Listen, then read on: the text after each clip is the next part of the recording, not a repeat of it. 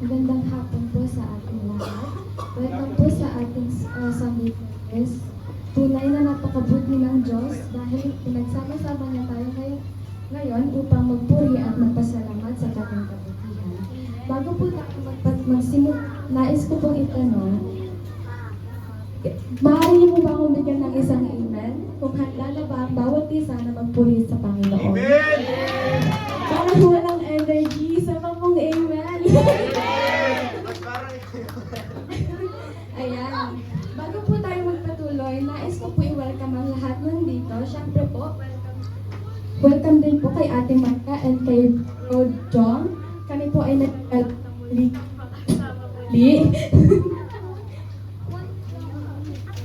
Ngayon po, tayo po, bago po tayo magsimula, maaari po tayong tumayo. Tayo po ay magtamayan at manalangin para sa isa't isa habang huwag ang ating lambing. Pwede po tayong bumuo ng maliit na grupo or mag-partner para maipanalangin ang kanilang pangangailangan ng ating kapatid. Tayo po ay umikot.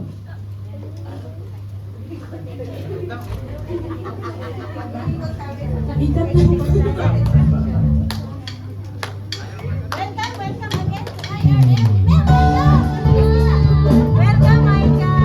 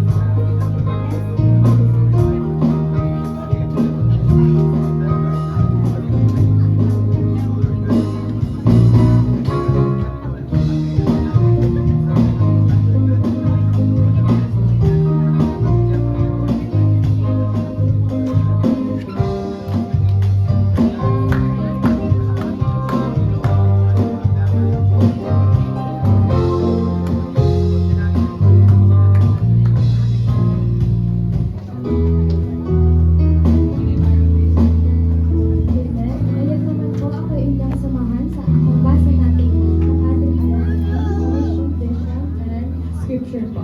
Mission. To exist to glorify God by obeying His great commandments and fulfilling the Great Commission.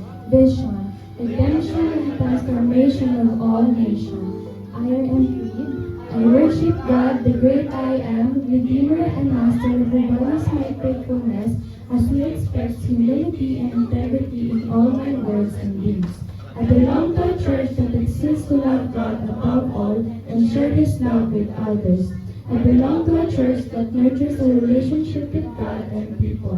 I belong to a church that impacts our community, our country, and the world. I belong to a church that embodies servant leadership. A church rooted in the Word of God, a church united in prayer, a church commissioned to become intentional in redeeming lives and making disciples. This is who I am, IRM. Samahan niyo po ako sa ating panalangin. Heavenly Father, Father, we come before you today with hearts full of gratitude. Thank you for the gift of life, for our families, for our health, and for the countless blessings you provide each day. Thank you for your presence in our lives, for your guidance, and for your unfailing love that sustains us through every challenge. Lord, as we gather in your name, we ask that you open our hearts and minds to your word. Fill us with your peace, wisdom, and joy, that we may worship you in spirit and in truth. Guide our thoughts and our words and our actions today. Guide our gratitude as well today as we praise and worship you, so that everything we do may honor you and reflect your love. May this time of worship draw us closer to you, inspire us to live faithfully, and remind us of your constant presence in our lives. We dedicate this service to you, entrusting in your grace and mercy. In this mighty name we pray. Amen.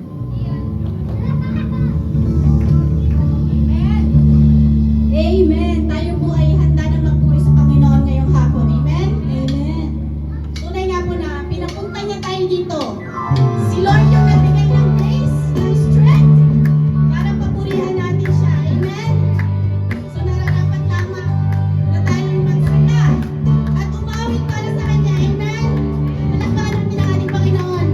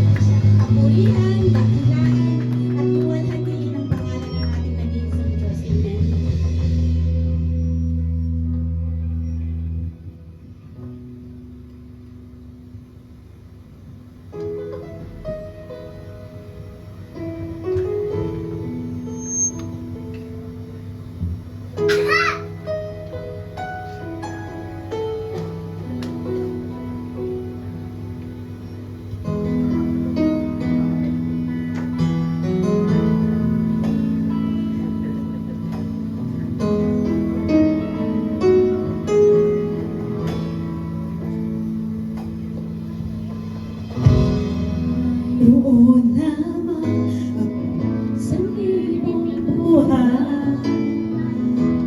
Hindi ko lahat sa'yo'y ibibigay. Mayroon pa man sa'kin isang taglay. Ilalaan ang bawat sakit upang ibigin ka ng walang humpay.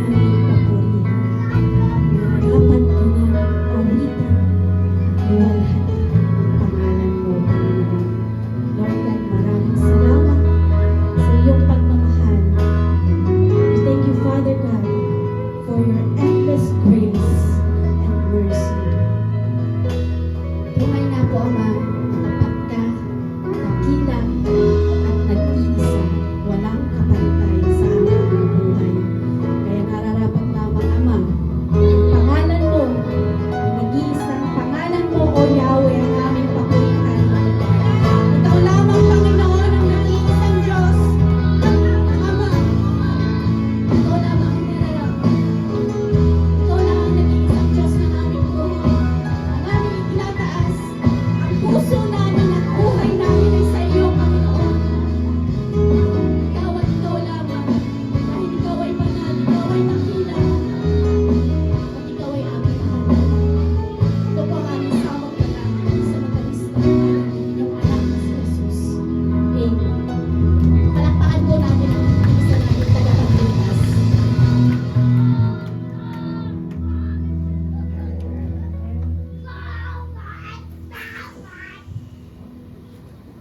Ngayon naman po, let us prepare our hearts and minds to hear the Word of God. Let us listen to the message shared by our most beloved Chairman, Chairman Orly. Amen. So, magandang tanghali po sa ating lahat. Magandang hapon pala. Pinagpala po ba ang lahat? Amen. Sa pagpong malakas, pinagpala po ba ang lahat? Amen. So, salamat po sa Panginoon sa hapong ito. Tunay nga po na napakasarap magpuri sa ating Panginoon. Amen po ba?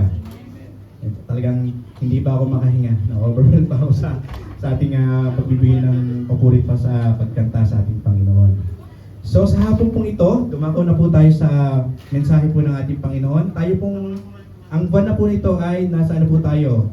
May team po tayo na Passion to Serve. So sabihin nga po natin sabay-sabay, Passion to Serve. Isa pa nga po, Passion to Serve. Maglilingkod ako sa Panginoon. Tapos taas pong kami dito na gusto maglingkod sa Panginoon. Amen. So salamat po mga kapatid sa buhay nyo. At sa hapon pong ito, pag-usapan po natin ang ating pong title ng ating mensahe ay pinamagatang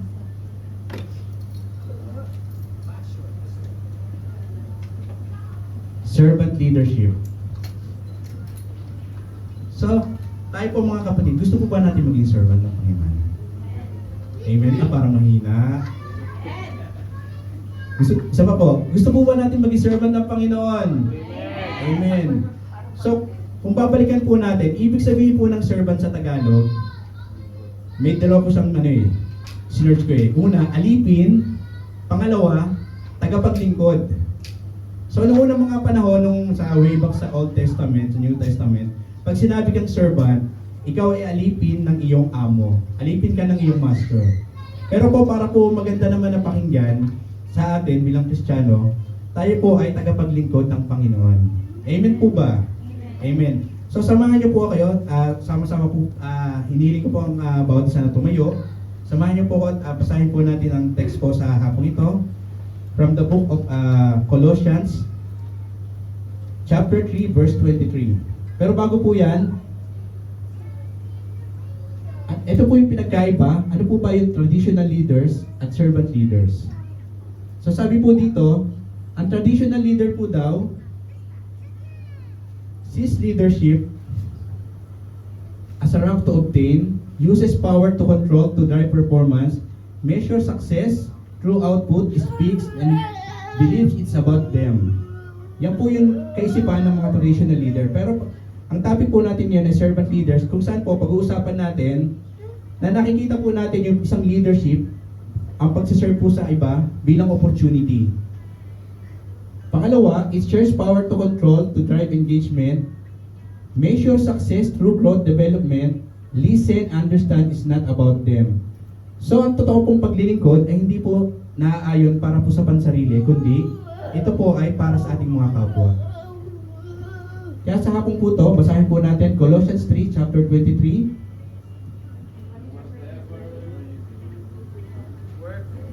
Whatever you do, work it with all your heart, as working for the Lord, not for human masters. Since you know that you will receive an inheritance from the Lord as a reward. It is the Lord Christ you are serving. Amen po. So, sandali po tayo manalangin. Hallelujah, hallelujah. Lord, muli lang po at papasalamat kami, Panginoon, sa pagkabasa ng mensahe. Nawa, Panginoon, ay i-open mo ang aming puso, ang aming isip, sa pagtanggap, Panginoon, ng inyong mga salita. At nawa, Panginoon, ay may apply po namin ito, Panginoon, sa aming pong paglakad at pagsunod sa inyo. Maraming salamat po, Panginoon, sa inyo po lahat ng papuri, pagtakit, pagsamba sa pangalan ni Jesus. Amen and amen. So, makakaupo na po ang lahat. So may nakita po isang quote dito. Sabi po dito, The measure of a man is not how many servants he has, but how many men he serves. Sabi po ni D.L. Moody. Sinasabi po ng Panginoon, tayo po ay dito, nasa muntong ibabaw, tayo po ay naglilingkod, gaya natin OFW, nagtatrabaho tayo, meron tayong mga amo. Lagi nga po natin na pagkwentuhan minsan, kung paano po yung interaction natin sa ating mga amo dito sa lupa. Na kung saan, minsan nagiging joke na natin kahit na mga negative, pero nagpapatuloy pa rin tayo na sumunod sa ating mga amo or boss. Dahil sabi ng Panginoon, hindi naman sila ang pinaglilingkuran natin, kundi pinaglilingkuran natin ay ating Diyos, ang ating pinakaamo, ang Panginoong Hesukristo. Amen po. Sinasabi rin po dito, isang quote na nakita ko, "It is not well done, good and successful servant, but well done, good and faithful servant." Sabi po ni Lane H. Murray, na ang kahulugan po ng success ng buhay ay hindi ko na yung narating natin sa buhay. Lagi nga natin mabanggit, hindi yung kung ano yung laman ng ating bank account at hindi kung ano yung ating mga natapos, yung mga titulo natin, kundi ang pinaka-successful natin sa buhay ay isang maging faithful na servant. Faithful, isang mabuti, isang matuwid na tagasunod ng ating Panginoon. Amen po. So, ma-share ko lang po sa inyo, nung ako po ay nasa Pilipinas, wala pa po akong asahan to, binata pa po ako. So, nung nakakilala po ako sa Panginoon, hindi pa po ako nagiging, hindi po ako ganun kalalim pa sa Panginoon. Tinitingnan ko po ang paglilingkod sa Panginoon bilang isang, kumbaga, source of income. Yan, sabi na po natin. Kasi nung time po na ako ay naglilingkod sa Panginoon, bilang isang musician, nakakatanggap po kami ng love gift. Alam po yan ang mga naglingkod sa mga church po natin sa Pilipinas. Ang mga musician po sa Pilipinas, hindi po lahat, hindi ko po alam sa iba, pero sa church po namin, binibigyan po ng love gift yung mga tumutugtog sa simbahan. So, syempre po ako, dahil binata pa, tapos wala po akong hindi pa po ganun kalalim sa Panginoon, tinitingnan ko po siya, hindi bilang isang pag-serve sa Panginoon, kundi isang opportunity para kumita ng pera. Kaya talaga tuwing Sunday, yung po yung nag-urge sa akin para magsimba. Kasi alam ko, pagkatapos ng tugtog, pagkatapos ng service, may pera ako. At yung perang yun, gagamitin ko pang date. yan po yung aking kaisipan nung ako po ay nasa Pilipinas. Kasi po, hindi naman po kami mayaman at ang source po lang ng income ko personally ay nagtatrabaho po ako kasi hindi naman po ako binibigyan ng pera ng magulang ko. Kaya nagtatrabaho po ako at yung ginagawa ko po sa simbahan, extra income ko na po yun. Kaya talaga po ako napakasipag sumimba noon. Wala po akong absent noon, maliban na lamang kung talagang may pasok po ako sa college ROTC. Kasi ROTC po noon Sunday eh. Pero pag wala pong pasok, lagi po ako nasa simbahan kasi alam ko po, kikita po ako kasi bibigyan ko ng love gift. Pero pagdaan po ng panahon, naisip ko, ang ginagawa kong paglilingkod ay mali. Kasi sa atin naman sa Pilipinas, hindi naman talaga tayo nagsisimula na malalim na agad sa Panginoon. Kundi, dadaan talaga tayo sa pagmumold ng Panginoon. Kumbaga sabi nga, tayo ay gaya ng isang ginto na pinupurify sa pamagitan ng apoy. Amen. So salamat po sa Panginoon dahil iminulat niya ang aking mata na ang paglilingkod ay it's not all about money. It's all about heart. It's all about kung ano yung talagang motives ng puso mo, tsaka kung ano ba talaga ang reason kung bakit ka naglilingkod sa Panginoon. Amen? Sabi nga po dito, ng Matthew 25:21, His master replied, "Well done, good and faithful servant. You have been faithful with few things. I will put you in charge of many things. Come and share your master's happiness." So, yan po yung isa sa pinakamasarap na marinig bilang sa atin, bilang mga Kristiyano, nasasabihin sa atin ng Panginoon. After ng paglilingkod, after ng pagpapagal natin dito sa mundong ibabaw, at the end, sasabihin sa atin ni Lord, Pastor Pijaw, brother, sister, well done, my good and faithful servant. Talagang ako'y nagagalak na tanggapin ka dito sa aking kaharian. Maraming salamat sa iyong paglilingkod. Samahan mo ko at ibibigay ko sa iyo ang kaharian ay pinangako ko sa iyo. Di ba napakasarap po yun, mga kapatid? na balang araw sasabihin sa atin ng Panginoong Kristo, well done.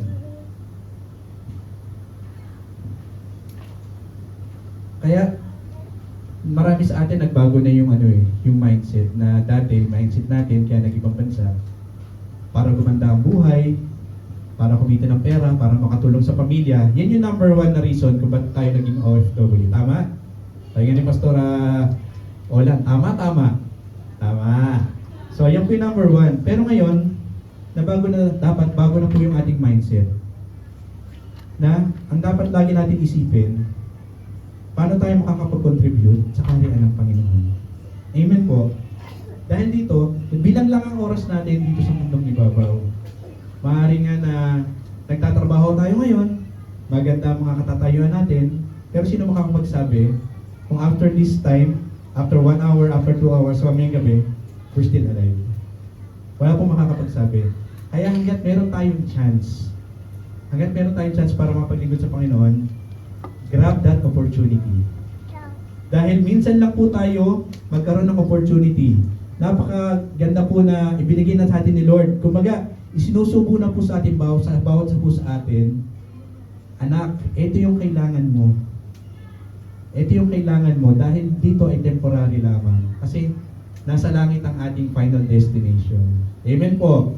Kaya sa hapon pong ito, pag-uusapan po natin yung mga peace. Meron po yung 3 peace. Peace on how to be a good and faithful servant. Sabay-sabay po, bagitin po nga natin. Peace on how to be a good and faithful servant. good and faithful servant. Tanong, good and faithful servant po ba tayo? Yan po yung katanungan na sasagutin po natin bawat isa. So number 1, ano po yung number 1 na P? Preach the word. Ay, napakahirap. Sasabihin na iba dito, applicable lang to sa mga pastor Applicable lang to sa mga cell group leaders Applicable lang to sa mga sa mga nagba-Bible study. Hindi po. Ang pagbabahagi ng salita ng Diyos ay applicable sa lahat. At yan po ang number 1 na utos na dapat ginagawa natin bilang taga-sunod ni Kristo. Ang magbahagi ng salita ng Diyos. Kuya Orly, napakahirap po magbahagi ng salita ng Diyos. Sa totoo po, kahit ako po personally sa una, napakahirap po magbahagi ng salita ng Diyos. Dahil, lalo na sa ibang karamihan sa atin, sabihin, napakamahiyain ako, hindi ko alam masasabihin ko. Di ba po? Pero marami pong paraan kung paano magbahagi ng salita ng Diyos. Andiyan po ang social media. Andiyan po yung mga, kung sino po dito yung mahilig mag-post sa Facebook, sa Instagram po, ano po ba mga social media yan, pwede po natin gamitin yung platform na yan para magbahagi ng salita ng Diyos.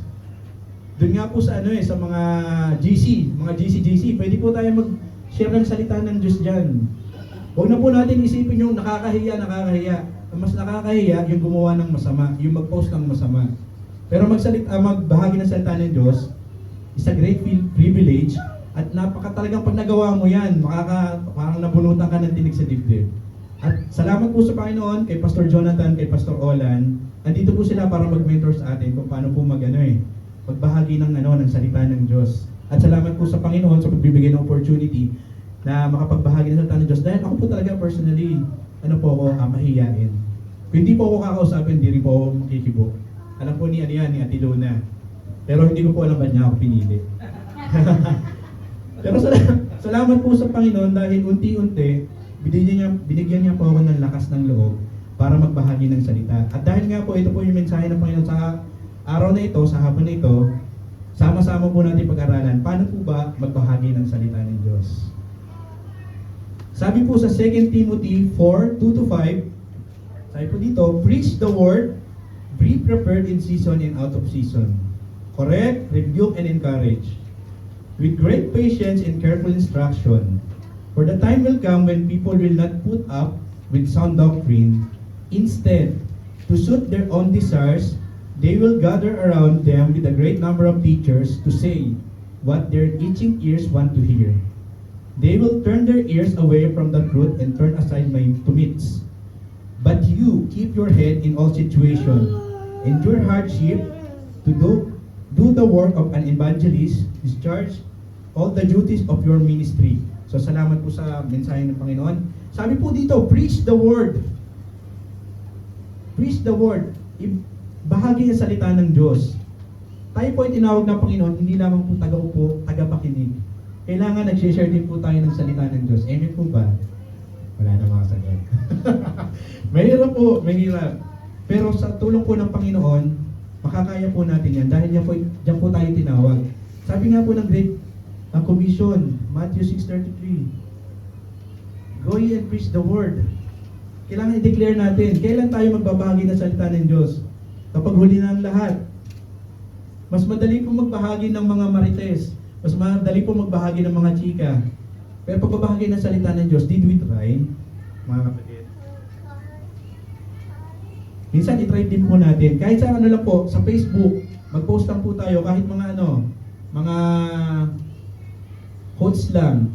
Ako nga po, bihirang-bihira po kung mag-post sa Facebook kasi isipin ko, kung magpo-post ba ako sa Facebook, will it glorify God? Kaya piling-pili lang po talaga ang dapat natin i-post sa Facebook. Amen. So meron po ako dito mga key points on how and what to share. Ano yung mga dapat natin i-share kung magbabagi tayo ng salita ng Diyos? Number 1, we should what? Be prepared. Be prepared. Be ready to proclaim the message at any time, whether it is popular or not. Be prepared means ready to proclaim the message at any time. Kapag nagbinigyan po tayo ng Panginoon ng opportunity, magbahagi tayo ng salita ng Diyos. Ako po talaga po akong proud na proud po kay Ate Luna dahil binigyan po siya ng Panginoon ng gift na wit. Masyado po siyang wit, masyado po siyang maboka. Parang sasabihin nga po nila sa hindi naman po sa masamang salita. Parang wala po siyang hiya. Hindi po siya nahihiya. Talaga po, yun po talagang ako po talaga proud na proud po sa kanya dahil kapag po humahayo po sila way back last year, 2 years or last year ago, talaga pong lahat ng mga kasalubong, kapag binigyan siya ng opportunity, she will grab that opportunity. Kakausapin niya kahit di niya kilala. Brother, sister, like this. Ako po, nanonood lang. Ang po ako, moral support.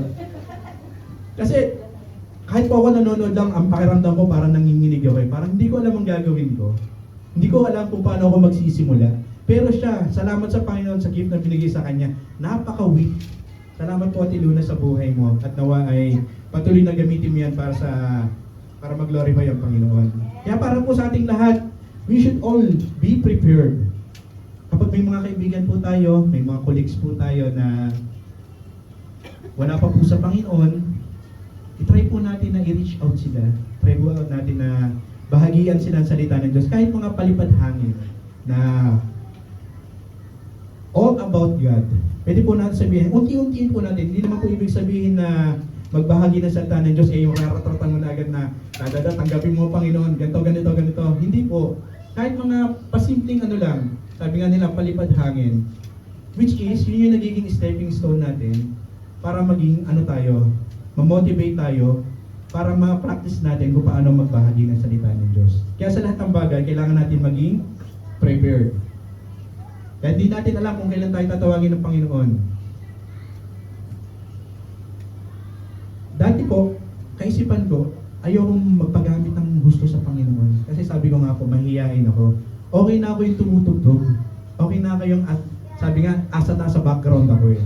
Ayoko yung magiging front. Ayoko magiging center of attraction. Sabi ko nga, nakakapagod din maglingkod sa Panginoon. Pwede bang attendist na lang ako. Naging nasabi ko yan sa Panginoon 4 years ago. Lord, pwede ba maging attendance na lang ako?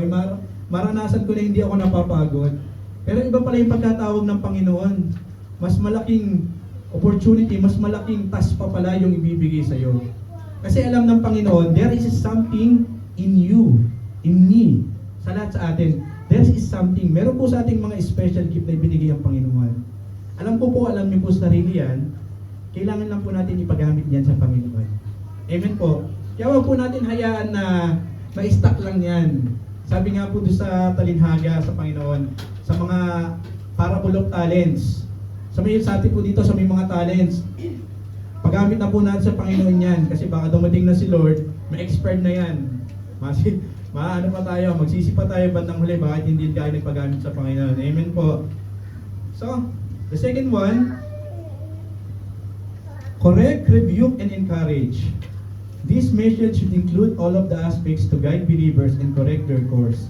Kailangan pag nagbabahagi tayo ng salita, kailangan yung binabahagi natin sa salita ng Panginoon ay may correction, rebuking, at encouragement. Marahil marami po sa atin dito ay napakinggan na yung mga preaching, yung sabi nga nila prosperity preaching.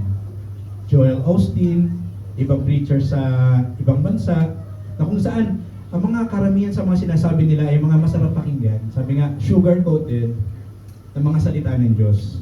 Bihirang-bihira nating marinig sa kanila yung nagko-correct, nagre-rebuke, at nag-encourage kung papaano mamuhay ng matuwid. Amen po.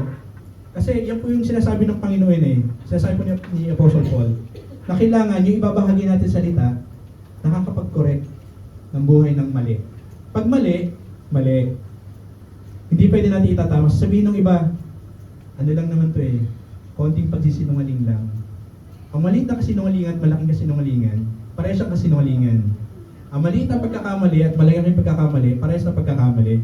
Minsan, gina-justify natin pa yung pagkakamali natin. Pero para sa Panginoon, kailangan makorek tayo, ma-rebuke tayo, at ma-encourage tayo sa salita niya. Kaya dapat maging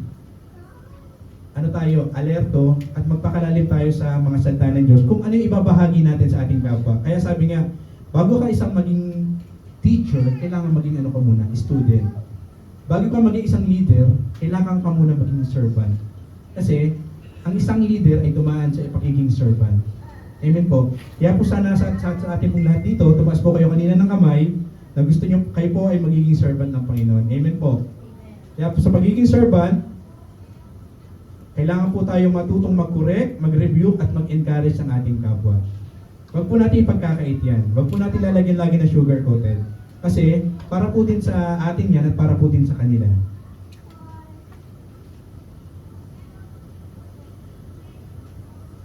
And the third one, show patience. Kailangan maging tayo, pasensyoso. Use great patience and careful instruction when teaching and guiding others. Sino po dito yung mababaw ang pasensya? Kumbaga yung, konti lang ang pasensya. Taas po ang kamay. Konti lang ang pasensya. Yan. Sa mga konti lang po dito pasensya, tama-tama po sa atin dito. Sinasabi ng Panginoon, kailangan habaan natin ang pasensya. Lalong-lalo na sa paglakad bilang Kristiyano. Kasi, most of us here, lalo tayong itetest ng Panginoon. Sabi nga, kahit nasa Panginoon na tayo, at dadaan tayo sa mga pagsubok at trials. Kaya yung pasensya natin, kailangan hindi mauubos. Lalong-lalo na sa mga asawa dito. Habaan niyo po ang pasensya niyo sa asawa niyo. Nag-iisa lang yan sa mundo. Wala po yung kapalit.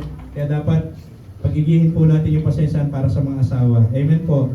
Kaya sabi ko nga lagi kaya Tiluna, masyado siyang madaling magalit. Pero salamat po talaga sa Panginoon sa buhay ni Tiluna dahil mapagpasensya siya. Lalo na sa mga anak.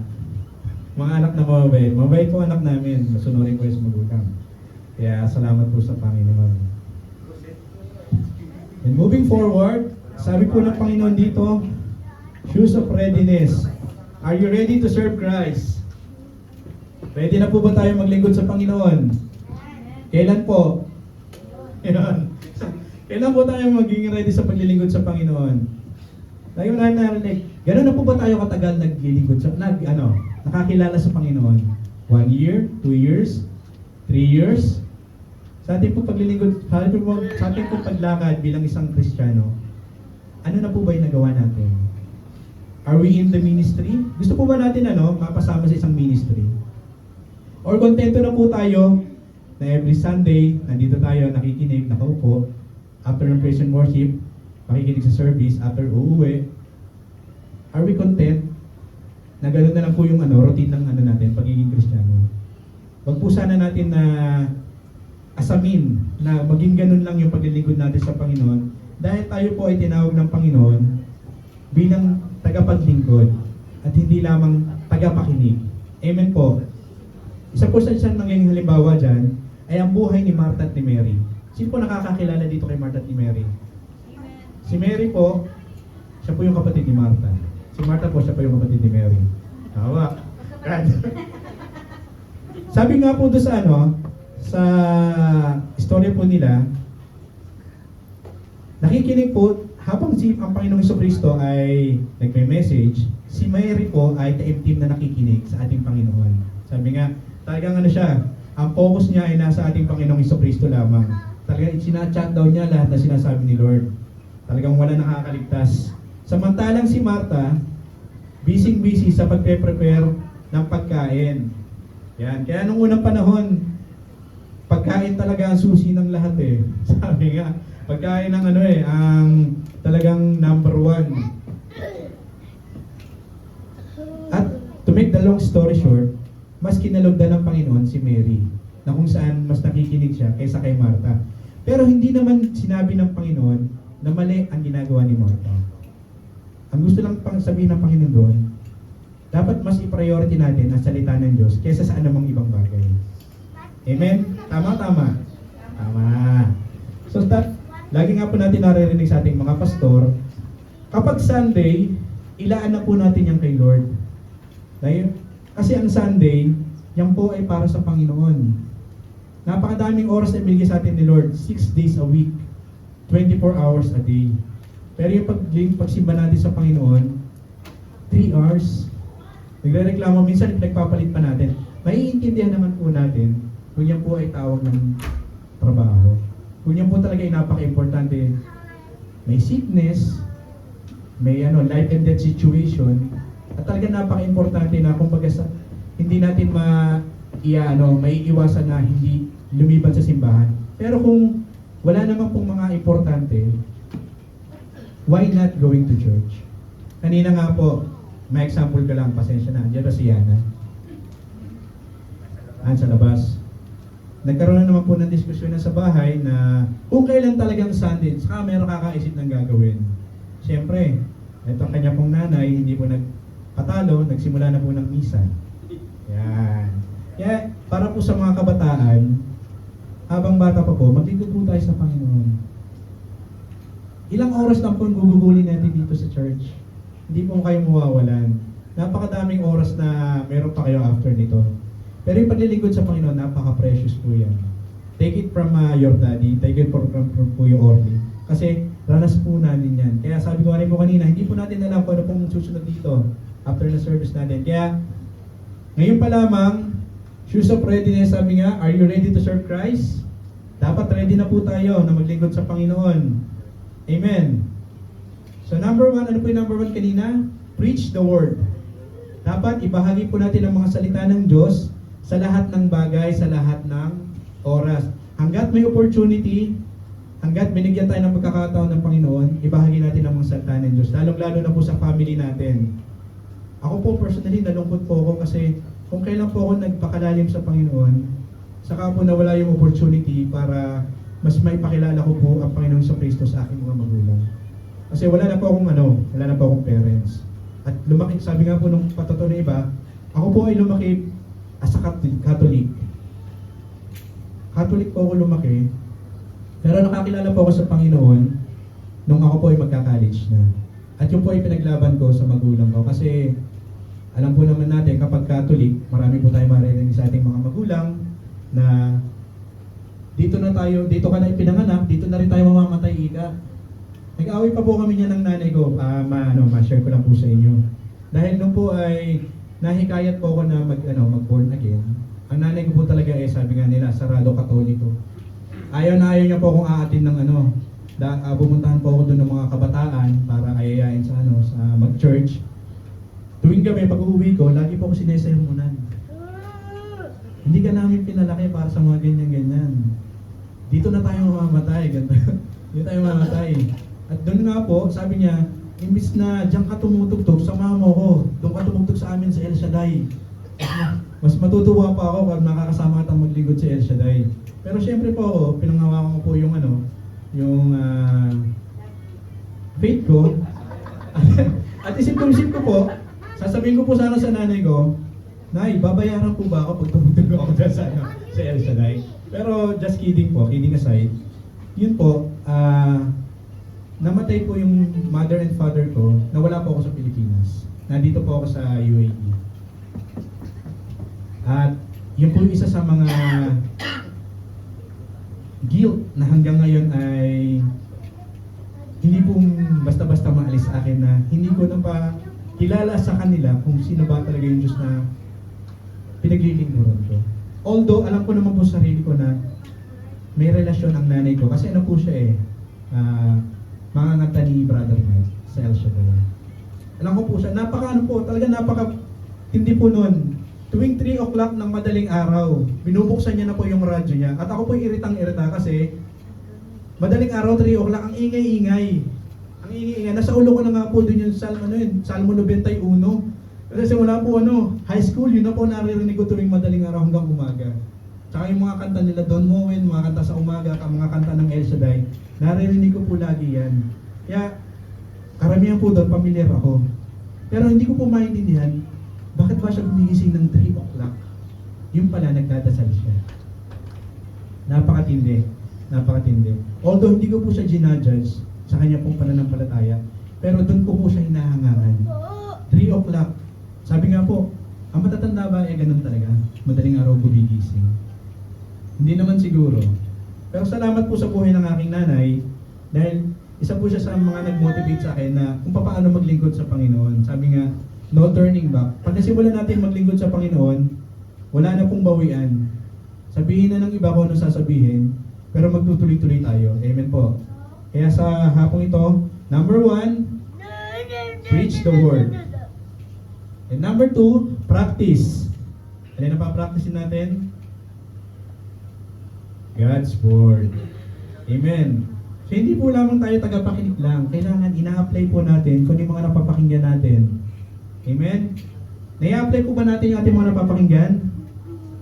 Sabi nga po dito, the word of God is not just to read it. Yan napakalinaw po. Ang salita ng Diyos ay hindi lang para basahin, but also to put it into practice. So kailangan po natin, ginagawa po natin kung ano yung mga napag-aaralan natin. Ito po ay applicable sa atin sa mga bilang Kristiyano on the time na dumadaan tayo sa mga trials, mga pagsubok, mga hardship natin sa buhay. Kung tayo may mga pinanghahawakan mga Bible verse, may apply po natin yan. Amen. Sabi nga po, Bible verse namin, give thanks for all things, give thanks. Magpasalamat po tayo sa lahat ng bagay. Pangit man o maganda. Kasi may reason si Lord kung ba't yan dinadanas. Amen po. Huwag mo natin isipin na yan po ipagpalo ng Panginoon. May reason kung ba't ang lahat ng bagay kung bakit nangyayari sa atin. Sabi nga po dito, faith without work is dead. Hindi po pwede yung naniniwala lang tayo sa Panginoon, hindi po lang tayo na nakikinig lang tayo sa mga salita ng Panginoon, pero hindi natin ina-apply. Sabi nga po sa James 2:26, as the body without the spirit is dead, so faith without deed is dead. Amen? Kung tayo naniniwala pero wala po tayong gawa, paano po natin may justify sa ating kapwa yun? Pwede po yun, sumisimba tayo na sumisimba, nakikinig po tayo, pasok dito, labas sa kabila, pero yung ating araw-araw na pamumuhay, kinakakitaan po ba tayo ng mga naririnig natin, ng mga napag-aaralan natin? Amen? Nagpapasalamat nga po sa buhay ni Sister Mitch at ni Brother Dido. Talagang nakaka-encourage po yung buhay nila. Sabi nga po ng patutuo ni Sister Mitch, dati po siya naging pasaway. Dati po siya nakakilala sa Panginoon, naging pasaway. Pero pag tinawag ka ng Panginoon, hindi ka makakapagtago sa Kanya. Babalik ka sa Kanya. At kailangan, kung ano yung mga natutunan mo, may apply mo sa buhay mo. Dahil, hindi mo masasabi na ikaw ay isang Kristiyano, pero hindi naman nagre-reflect sa buhay mo. Diba? Amen? Na pag nasa church tayo, napakabait natin, brother, sister. Sabi nga, meron tayo dito mga hello. Pero paglabas natin, ibang tao na. Diba? Nag-transform na. Ayan na, ibang tao na ulit. So dapat po hindi ganoon. Dapat, kung ano yung ating mga napag-aaralan, hindi po yung sumasalamin kung ano po yung nasa buhay natin. Kaya pong pananampalataya natin, kailangan hindi patay, kailangan buhay. Kailangan ipakita po natin yan. Sabi nga po dito, our works and deeds show that we have faith. yung mga gawa natin dito, kung paano tayo mag-serve sa Panginoon, kung ano yung mga ginagawa natin mabuting bahay, nagpapakita lamang yan na meron tayong pananampalataya sa Panginoon. Pero hindi ibig sabihin yan, yan po yung makakapagligtas sa atin. Amen. Ulitin niyo po, baka po nagkaroon po tayo ng misconception. Yung paggawa po ng mabuti at yung paglilingkod, yan po ay bunga lang ng ating pananampalataya. Amen. Pero hindi po yan ang basihan na tayo ay maliligtas. Amen. Ang basihan po ng pagkaligtasan natin ay ating pong personal na relasyon sa ating Panginoon Kristo. Once na tinanggap natin siya bilang Panginoon tagapagligtas. Pero sinasabi po ng iba na okay lang yan, gumawa naman ako kabutihan sa aking kapwa na okay nabubuhay. Gumawa ako ng ganito, nag-donate ako ng ganito, nagpatayo ako ng ganito. Hindi po yan. Hindi po dyan tinitingnan ng Panginoon yun. Tinitingnan ni Lord kung ano yung nasa ating puso. And number 2, our good works and deeds is not for us to earn salvation, sabi ko nga po. But instead, it is the result of being saved. Amen. So yung pong lumalabas sa atin na paglilingkod, pagiging mabuti, yan po ay bunga lamang ng pagiging ligtas natin. Kasi nung once tinanggap natin Panginoon, tayo ay naligtas na. At kung ano yung lumalabas sa atin ngayon, yan ay ang mga bunga na lang ng banal na Espiritu. Sabi nga nila, yung fruits of the Holy Spirit. Amen. So isa pa, strong foundation. Amen. Yung pong paggawa natin, yung pag-apply po natin ng salita ng Diyos, sabi nga, practice the Word of God dahil ito po ay ating nagiging isang strong foundation. Kung mababalitaan niyo po, nung recent lamang, meron pong malakas na bagyo sa Pilipinas. Ano po yung balitang-balita po yan. Binibigyan po nila ng pinupoint out po nito si Sierra Madre daw ang nagligtas sa Pilipinas. Amen? Dahil daw sa kay Sierra Madre, salamat dahil naligtas yung lupaan, maraming naligtas. Pero hindi po naisip ng iba, si Sierra Madre ay ginawa ng Panginoon. At hindi si Sierra Madre ang nagligtas, kundi ang Panginoon. Pero, yun nga po, kung wala po tayong strong foundation, madidisip po tayo at tayo makikarried away lamang. So, sino po ba ang strong foundation natin? Ang Panginoong Jesucristo. Ano ang strong foundation natin? Ang salita ng Diyos. Sabi ko nga po dito, do your best to present yourself to God as one approved, a worker who was not need to be ashamed, rightly handling the word of truth. Sabi nga, do your best. Ginawa na po ba natin yung the best natin? Siguro yung iba dito, hesitant pa. Kumbaga, konti-konti lang ibibigay natin sa Panginoon. Okay na yan. Basta makaraos lang, okay na yan. Baka maubusan naman ako pag binigay ko ang lahat. Pero sabi po ng Panginoon, do your best to God as one approved. Kasi ang gusto ni Lord, ibigay natin yung the best natin eh. As a worker, kailangan hindi tayo hindi tayo mahiya. Kasi kapag nasa kamunduhan, ibinibigay natin yung best natin eh. Ibinibigay natin yung oras natin eh. Ibinibigay natin yung lahat ng kaya natin ibigay. Diba? Para saan? Para magpa-impress sa mga tao. Pero kay Lord, na-try na ba natin magpa-impress kay Lord? Paano? Ibigay natin yung best natin. Amen? Yung iba nga po dito, di ba sabi nga, yung mga nasa entertainment industry, bakit nila binibigay yung the best nila? Kasi yun nila yun ang buhay nila para kumita, para mag-entertain ng tao. Yung binigay sa kanilang talent gift, ginagamit nila para mag-entertain kasi yung buhay nila. Pero sa atin bilang isang Christian, yung mga gift na binigay sa atin ng Panginoon, ginagamit po ba natin yung the best natin? Dapat bigay po natin kay Lord yung the best natin kasi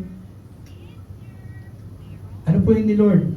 Deserve po ni Lord yung the best pa sa atin.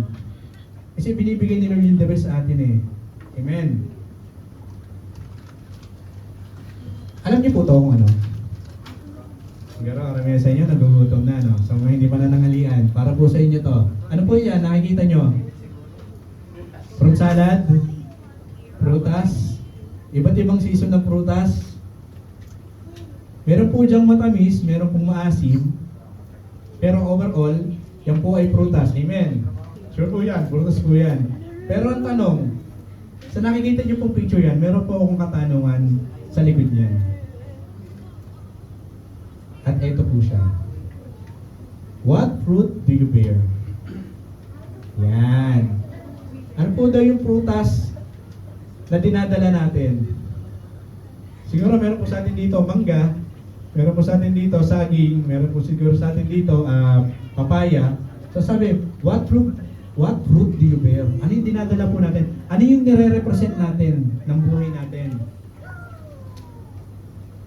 Sabi ng Panginoon, likewise, every good tree good bear fruits.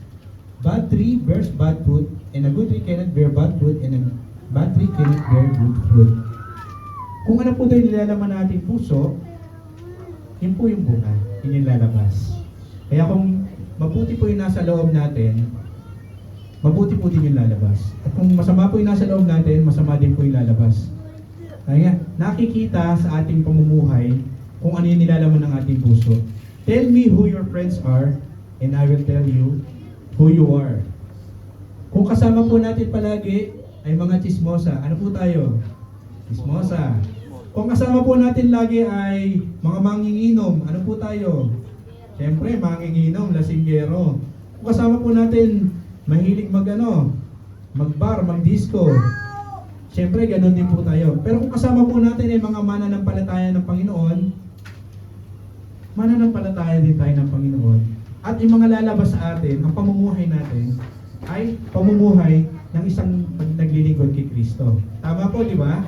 Tama. Kaya dapat sabi nga, pipiliin natin ang mga tao na sasamahan natin. Dahil, makukurap nila kung ano man meron mabuti sa atin.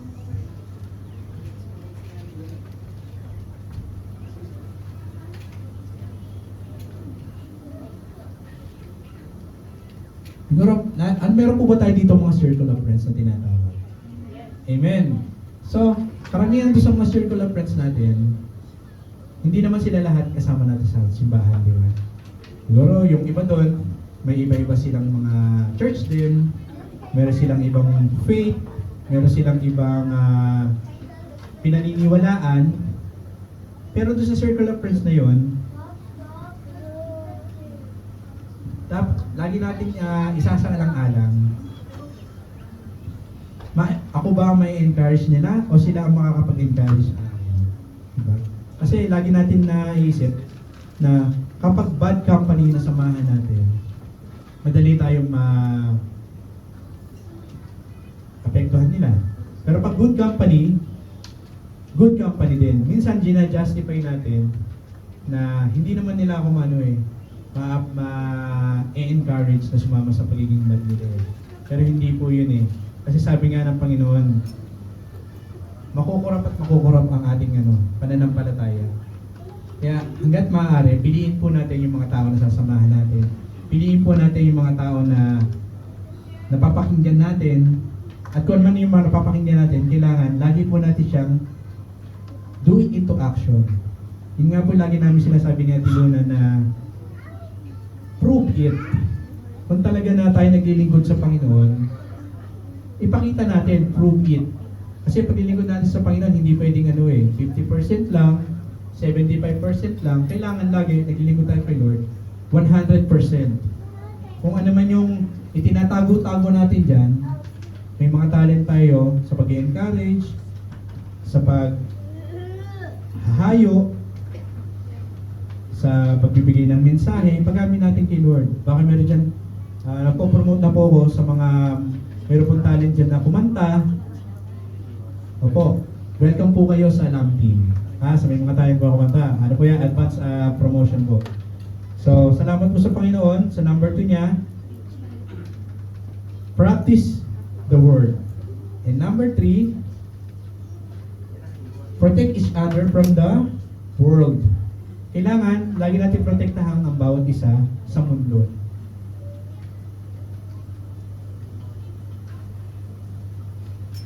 Sabi po dito, we Christians are responsible for each one's spiritual nourishment and accountable to the words we speak and works that we have done.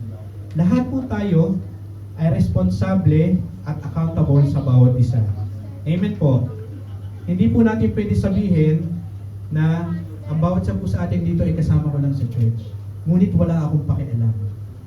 Lahat po dito ay responsible tayo at accountable sa mga salita at sa mga gawa na ating ginagawa at ipinapakita sa ating kapwa. Amen. Dahil tayo dito ay iisang what? We are one flock of God. Tayo po isang church. Sabi po sa Matthew 12:36-37, "But I tell you that everyone will have to give account on the day of judgment for every empty word they have spoken. For by your words you will be acquitted, and by your words you will be condemned." Lagi po natin sinasabi dito,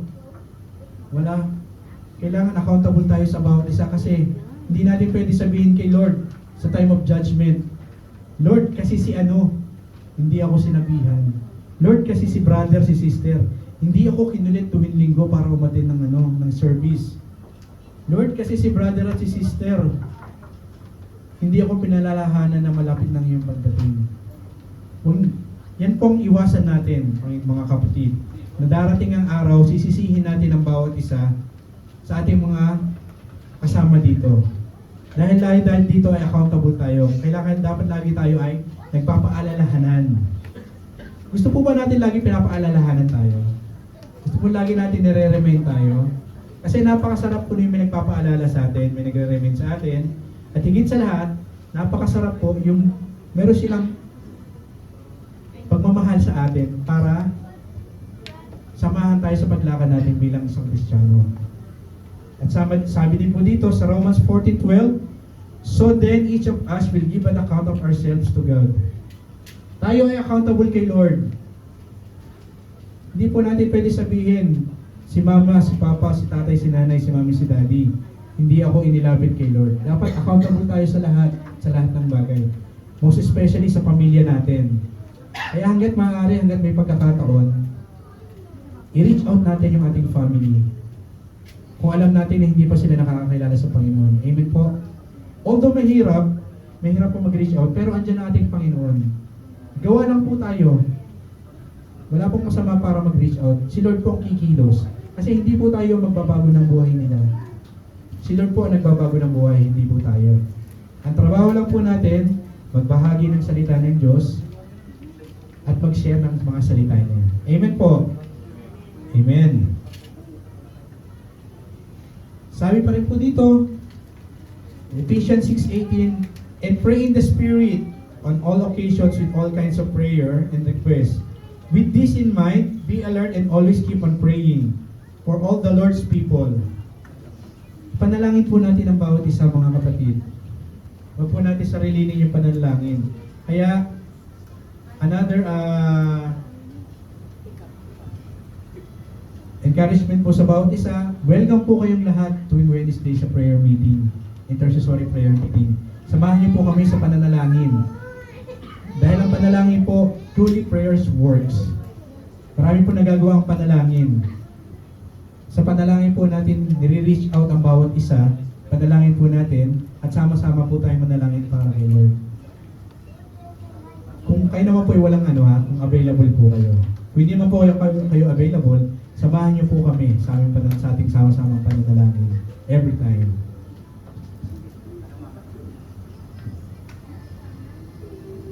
And to summary po, ano po yung number 1 ulit? We should be ready to preach the word. So sabi ko nga po kanina, kapag babahagi po ng salita ng Diyos, wala pong pinipiling oras, wala pong pinipiling araw, wala pong pinipiling lugar.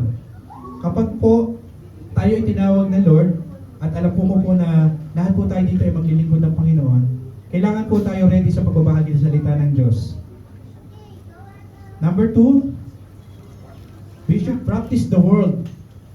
Kailangan po natin i-practice kung ano may mga napapakinggan natin. Huwag po natin sarilinin lamang. Kailangan po natin ipakita yan sa ating mga pamumuhay, sa ating mga gawa, at kailangan po natin na lakaran bilang isang Kristiyano. At ang panghuli, protect each other from the world. Kailangan magkaroon tayo ng pagmamahalan sa bawat isa, na protektahan ang bawat isa sa gawa ng mundo. Kasi talagang ang mundo madaya. Dadayain at dadayain tayo niyan. Pero dahil sa encouragement natin, pagpoprotekta natin sa bawat isa, at dahil sa salita ng Panginoon, may i-avoid natin na tayo ay madaya ng kaaway. So salamat po sa Panginoon sa kanyang mga salita sa hapon ito, at atin po laging tatandaan, bilang isang maglilingkod ng Panginoon, kailangan po tayong magbahagi ng salita ng Diyos, i-practice ang salita ng Diyos, at protektahan ang bawat isa sa mundo. Amen. So salamat po sa Panginoon, at samantala po tayo manalangin. Hallelujah, hallelujah. Muli, Panginoon, nagpupulit, nagpapasalamat kami, Panginoon, sa hapon ito. Salamat po, Panginoon, sa inyong mga salita. Salamat po, Panginoon, sa aming mga napag-usapan. Salamat po, Panginoon, sa inyong kabutihan na inyo po niremind sa amin na bilang isang tagapagsunod at naglilingkod sa inyo, Panginoon, kami po, Panginoon, ay nawa ay dapat magbahagi ng inyong mga salita bilang pagtugon, Panginoon, sa inyong pagkatawag sa amin, Panginoon. I-equip mo po kami, Panginoon, ng inyong mga salita. I-empower mo kami, Lord. I-encourage mo, Lord, ang bawat isa po sa amin. Nang sa gayong, Panginoon, kami maging effective na mananampalataya at tagasunod mo, Panginoon. Truly, Lord God, ganyan po. Nawa, Panginoon, ang aming po mga naririnig, ang mga aming napag-aaralan, Panginoon, ay may apply namin, Lord, sa aming po paglakad bilang Kristiyano, Panginoon. Alam po namin, Lord, ang bawat sa po sa amin ay may mga limitation. Alam po namin, Panginoon, na bawat sa po sa amin ay may mga kahinaan, Lord. Pero alam namin din, Lord, kayo po, Panginoon, ang aming kalakasan. Kayo po, Panginoon, ang magbibigay sa amin ng inyong kapangyarihan, Lord. Ang inyo po, Panginoon, mga salita, ang inyo po mga promises, Lord. Napakaraming mo promises, Panginoon, at yung po pinangahawakan namin, Panginoon. Maraming salamat, Lord, dahil sa pagitan yung mga salita at yung mga pangako, ito po ang aming naging kalakasan, Panginoon. Higit sa lahat, Panginoon, protektahan mo, Panginoon, ang bawat isa. Protektahan mo, Panginoon, ang iyong pong mga anak na huwag madaya ng mundo ito. Ibigay mo po, Panginoon, sa amin ang inyong espiritu na sa amin pong lagi sasama sa amin. Mag-i-empower sa amin, Panginoon, at gagawa sa amin, Panginoon. Nawa, Panginoon, ma-encourage ang aming mga kapwa sa aming mga buhay.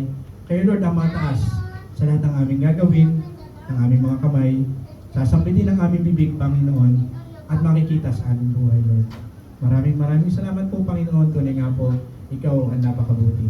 Sa lahat ng papuri, pagdakilat, at pagsamba, ito po ang aming samot dalangin sa pangalan ni Jesus. Amen. To God be the glory.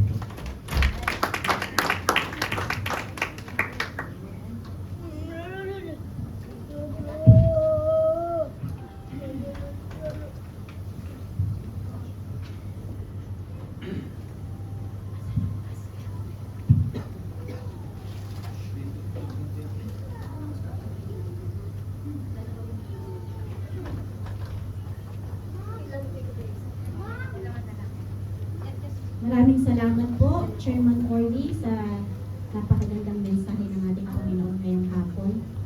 So, ang question ay, ang title ni Kuya Corley, I mean, yung prerequisite niya is peace, 3 P's, 3-letter P on how to be a good and faithful servant. Dadagdagan ko po ng isa, later on. Para maging 4 Para maging 4 P.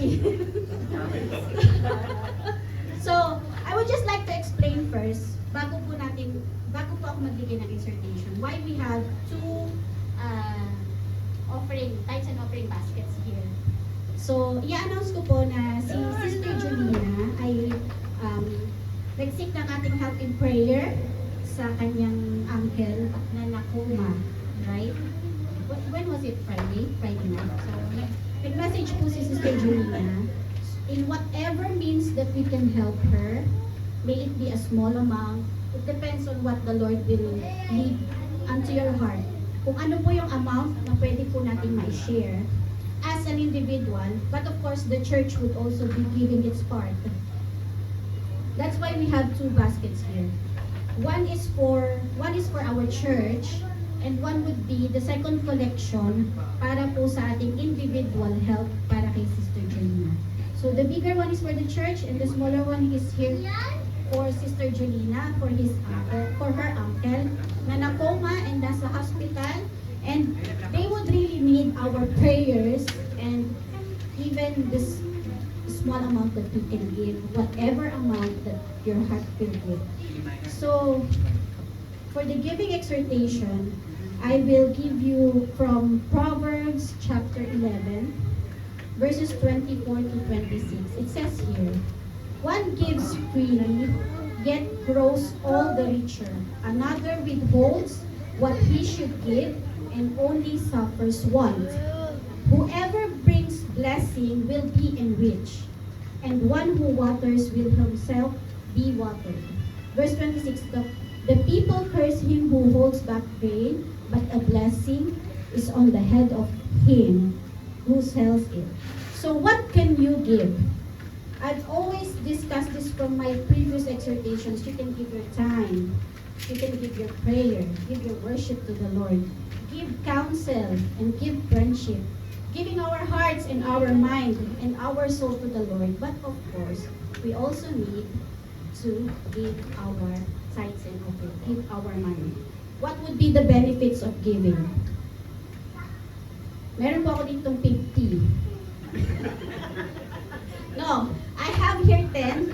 Hindi ko siya talaga ma-squeeze into I will give you 10, but it will be fast. Number 1, it demonstrates that God has first place in your life. God comes first. So we should always consider our tithes and our offering. Number 2, it brings order to your life and finances. When you give your tithes and your offering, you will have your plan in your life and finances, because you have to plan whatever comes first is for the Lord and then the following. Number 3, it's important also to consider, it stretches your faith. Kasi when you're giving, you have to sacrifice something. Imagine, if you are earning, I would not ask how much is your salary. If you're giving 10% of your income for the Lord, for the church, you sacrifice something, maiisip mo na, ito pwede ko naman to sanang dalhin sa ibang bagay. Pwede ko to sanang i-save, or pwede ko to sanang ipambayad ng obligations. But I love the Lord, I will give it to Him first. Number 4, it reminds you that you are not in control, but God is. When you entrust your finances to the Lord, you are saying, I trust you, Lord. I trust you with with everything that I have. I trust you with my finances. Number 5, you get to celebrate when lives are changed. Imagine if you help, someone's life will be changed, like what we are doing for helping Sister Jolina's uncle. We give something out of whatever we have, and when the life of that man changed, when he is healed, you are part of that. And number 6, you get to model for your kids what biblical stewardship looks like. So, when a parent gives, you're actually giving a lesson also for your children to be a good stewards in your finances. Number 7, you play a part in getting the gospel out around the world. Kasi yung collections natin dito, ginagamit po natin ng ating mga leaders, ng ating pastor, to supply whatever needs yung kailangan ng church. Like we had the life class last time. Of course, we need funds for that. Printing the copies of the books, yung mga materials na kakailanganin para mag-conduct ng or mag-facilitate ng certain classes for that. So it helps when you're giving to your church. So number 8 na ako. Number 8, it breaks the grip of greed and selfishness in your life. When you give, you're actually setting aside being a selfish individual. Kasi you're imparting whatever you earn to someone, to the church, and of course to the Lord. You're giving glory to Him. Number 9, you get to invest in something much bigger than yourself that will last much longer than you. You're investing in your eternity. Sabi nga, as a Christian, one of the true tests of your faithfulness and commitment is validated by giving, because it requires sacrifice. And last but not the least, you discover that you can never outgive God. Amen? So, yung aking pang number 4 na P is present your tithes and offering. So, I challenge everyone to give your tithes and offering.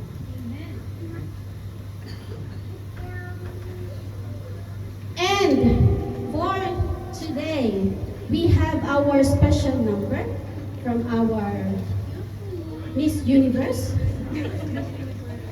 Ang representative po ng Women's Network, si Sister Mimin. Glory to God, Sister Armenia.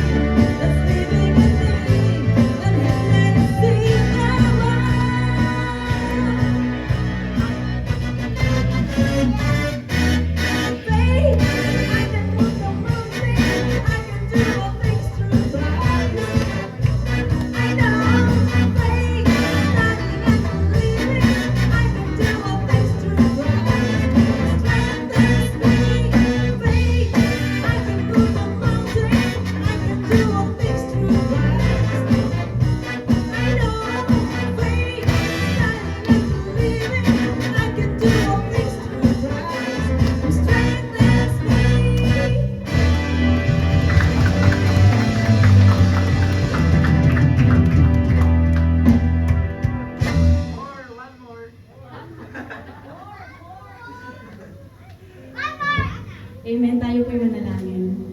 Dear loving Heavenly Father, Lord God, we praise you and we honor you, Lord God, for these tithes and offering that has been presented unto you, Lord. Maraming salamat, Panginoon, for the faithful and cheerful givers that you have given unto this church, Lord God. Lord, nawa magamit po ang tithes and offering na ito upang ma-spread ang iyong good news, the good news of salvation. And Father, use this to spread your word in each and every corner of our lives and everyone's lives in here. Lord God, gamitin mo po ito sa ikalulugod ng iyong pangalan at nawa ang aming simbahan ay maging vessel and channel of blessings para makatulong sa mga nangangailangan. Lord, we lift up in prayer ang uncle po ni Sister Julina that is now in coma and hospitalized. We pray, Father God, that you will heal him in your perfect time. And Nawa, Panginoon, ang aming simbahan ay makapagdala at makapagbigay ng sapat na tulong para sa kanila. Ito po ang aming samot dalangin sa matamis na pangalan ng iyong anak na si Jesus. Amen.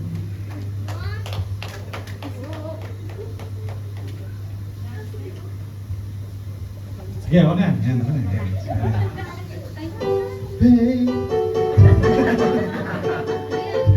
Yan. Yan ba?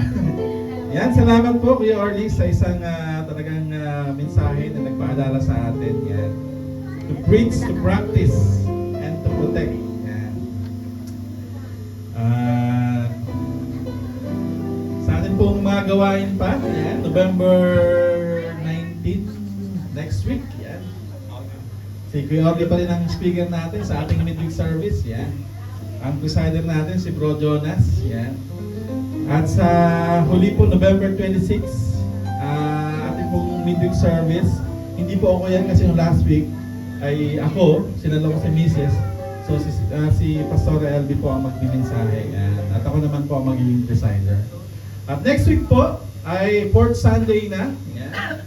At sa 5th Sunday po ay ng month na ito, November 30, tayo po ay iniimbitahan ng IRMEC Adsman sa kanilang ika-5 anibersaryo. Kung kayo po ay available, you are most welcome to join. Yan. RSVP po yung ating ano. Yan. So, next week po ay patuloy nating pag-pray ang ating gawain. Ano po?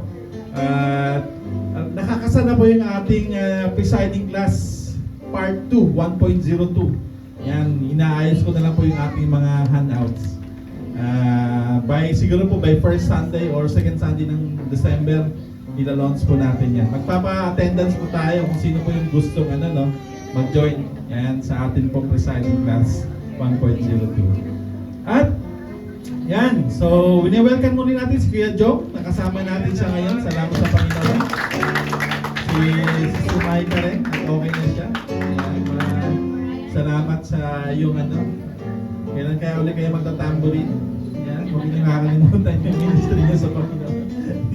Yan, so ito po yung ating mga weekly activities. Gaya po natin na-announce, every Wednesday tayo po ay may sama-samang pananalangin.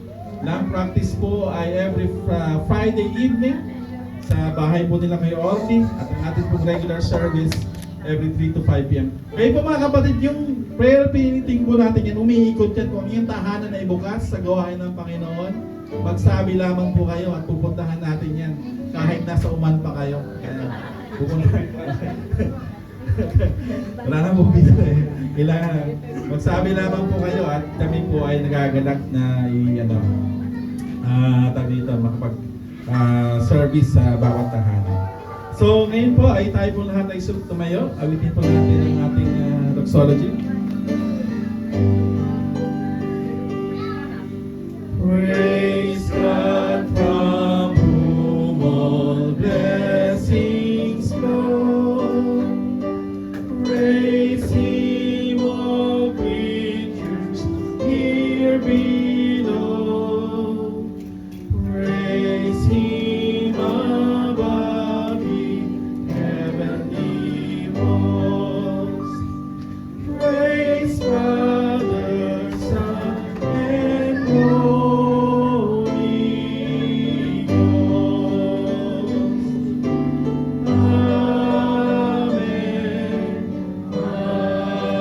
Amen.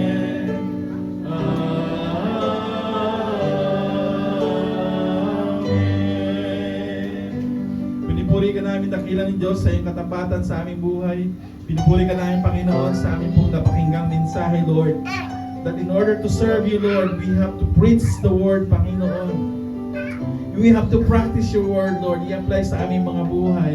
And we should apply it to protect our brothers and sisters from the world, Panginoon. We also pray, Panginoon, sa bawat isa, Panginoon, who are struggling, Panginoon. We also remember ang aming mga kapatid na hindi po namin kasama ngayong hapon, Lord. We don't know what their struggles are, but we commit to you, Panginoon, ang kanilang mga buhay, Panginoon. May you reach out to them, Panginoon, your powerful hand, Panginoon. Kung ilan po sila ay may sakit o karamdaman o struggles, Panginoon, we pronounce healing upon their bodies. Especially, Panginoon, sa aming kapatid, Panginoon, sa kanyang tuhin, Panginoon, Lord, you are the God who heals, Panginoon. And not only that, Panginoon, that he will experience physical healing, but most especially, Lord, spiritual healing, Panginoon, na nagmumula sa iyo. That he will acknowledge you as his Lord and personal Savior, Panginoon. We also pronounce blessings sa aking mga kapatid who are searching for job, who have struggles in their workplaces, Lord. Panginoon, you are the God who blesses, Lord. Just like you did to Joseph, Panginoon, whatever na ginagawa ng kanyang mga kamay ay pinagpapala niyo, Panginoon. There's a great favor to those who believe and to those who trust you, Lord, Panginoon.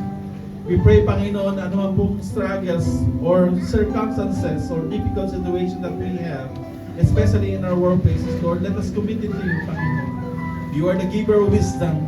You are the God who bless the work of our hands, Panginoon. We also pray for our church, Panginoon, ang RMEC Lasal Caima. We continue to pray for more workers, for more people who are willing and ready to stand, to serve, Panginoon.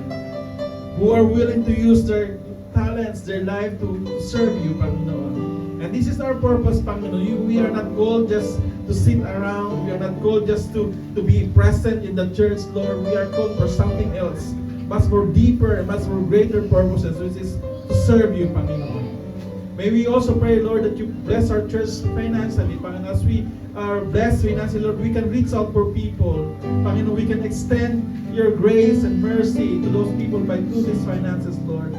We pray, Panginoon, to sa mga humahawak po na ito, Panginoon, bigyan niyo siya ng wisdom that they will, Panginoon, account all of these finances for your glory, Panginoon. We also thank you, Panginoon, sa darating pa na isang linggo, Lord. You are the God who knows us. You are the God who knows what is best for us, Panginoon. We are excited, Panginoon, sa mga gagawin ninyo sa aming buhay sa darating na isang linggo, Panginoon. We entrust to you, Father, Panginoon. And we love you, Lord, sa lahat po, Panginoon, mga ginagawa niyo sa aming buhay, Panginoon. At higit sa lahat, Panginoon, sa darating na isang linggo, just like the prayer of Moses, Lord, let your presence be with us, Panginoon. Sa lahat ng aming gagawin, Lord, maranasan namin ang iyong pagkilos sa aming mga buhay. Yung presensya niyo, ang pagsama ninyo sa aming Panginoon. Na siyang iingat, gagabay, mag-i-enlighten sa amin, Panginoon, sa bawat takpan ng aming mga buhay. Maraming po salamat, dakilang Diyos. We also pronounce blessings sa mga students, Lord, sa aming mga youth, Panginoon. Bigyan niyo sila ng matalinong pag-iisip, Panginoon, as they study, Lord. Let them excel and let them acknowledge you are the God who gives wisdom and knowledge sa kanyang mga anak, Panginoon. Not only that, Panginoon, they will also excel in their love for you, in their spiritual life, Panginoon. Not only with academics, Lord, but also their love and service for you, Panginoon. Please our prayer. Maraming po salamat, dakilang Diyos. I pronounce blessings sa bawat isa. May mga unspoken battles man kami or hidden battles o silent battles sa aming mga buhay, Lord. Bigyan niyo kami ng lakas, Panginoon, na patuloy na mag-move forward. Huwag po namin hayaan na kami mag-apit ng iyong kaaway, Panginoon, because everything was conquered by you on the cross. It is done. It is finished. You are God who is alive, and you are the God who is worthy to be praised and adored. Panginoon, kayo yung Diyos na makapangyarihan, and you are the God who is in control sa lahat po ng aming mga ginagawa o sa lahat po ng aming pangyayari sa aming mga buhay, Panginoon. Pinagkakatiwala po namin ito sa iyo, Lord. Maraming salamat, dakilang Diyos, sa iyong katapatan. Maraming salamat, o Diyos, sa iyong kabutihan sa amin. At ngayon, mga kapatid, malaya po nating tagapin ang napakayamang pagpapala ng ating Amang Diyos.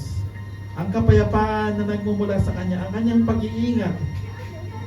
Malaya rin din po nating tagapin ang pagpapatawad ng Panginoong Jesucristo. Ang Kanyang pagliligtas, ang Kanyang paglilinis sa pamamagitan ng Kanyang banal na dugo na nabuhos sa bundok ng Kalbaryo. Tagapin din po natin ang kaaliwan na nagmumula sa banal at santong Espiritu. Ang Kanyang pagsama sa atin, ang Kanyang pagbibigay ng gabay, pagbibigay ng conviction sa ating mga puso. Mula pa noon, ngayon at magpakailanman. Amen at amen. Yan. Maraming po salamat, mga kapatid. God bless you po sa inyo lahat.